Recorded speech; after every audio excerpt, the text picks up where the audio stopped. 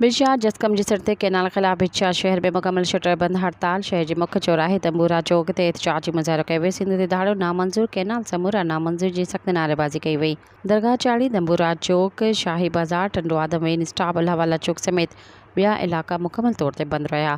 जत सैयद हाशिम शाह लखियारी, सदाम भट्टी, अली रज़ा भट्टी, सैयद एहसान शाह लखियारी, अब्दुल अहद लाशरी, न्याज़ लगारी समेत ॿियनि अवामी न्यूज़ सां ॻाल्हाईंदे चयो आहे त इंशाल्लाह ये मुसलसल धारणा ये एहतजाज थींदा रहंदा ऐं असां कंदा रहंदासीं जेसि ताणी कैनाल ठहंदा तेसि ताणी असांजी का बि जेका कोशिशि आहे उहा घटि कोन थींदी। भले पंजाब साम्राज्य केतिरियूं बि कोशिशूं करे ऐं असांजे एहतजाजनि खे रोकण जी, असांजे धरणनि खे रोकण जी, असांजे हड़तालनि खे रोकण जी केॾी बि कोशिशि करे पर असां माठ कोन कंदासीं। इंशाल्लाह हे ॾींहं बा ॾींहं वधीक थींदा वेंदा ऐं असां हिननि खे ॾींहं बा ॾींहं वधाईंदासीं। सिंधु दरिया मथां जेके केनाल पिया कढनि केनाल ख़राब अॼु सिंध जो बच्चो बच्चो रोडनि रस्तनि ते आहे छो त सिंधु दरिया असां सभिनी जो जियापो आहे ऐं असांजी जान आहे। असां हिन सिंधु दरिया ख़ातिर पंहिंजी जान जो नज़रानो ॾींदासीं ऐं जान वठण लाइ बि तयारु आहियूं। अॼु ॾिसो जीअं सिंध क़ौमी मुआज़ जिसकम सुलान खान कुरैशी जी हुकूमत सॼी सिंध में शटर बंदि हड़ताल ऐं फिटा रोक हड़ताल आहे।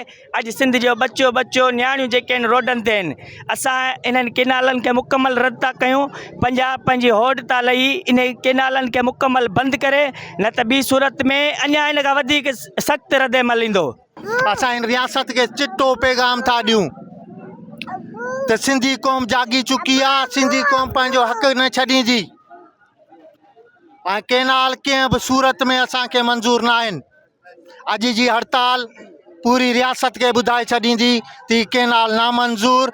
सब्सक्राइब कयो अवामी न्यूज़ HD खे ऐं ताज़ा तरीन ख़बरुनि लाइ ॾिसंदा रहो अवामी न्यूज़ HD।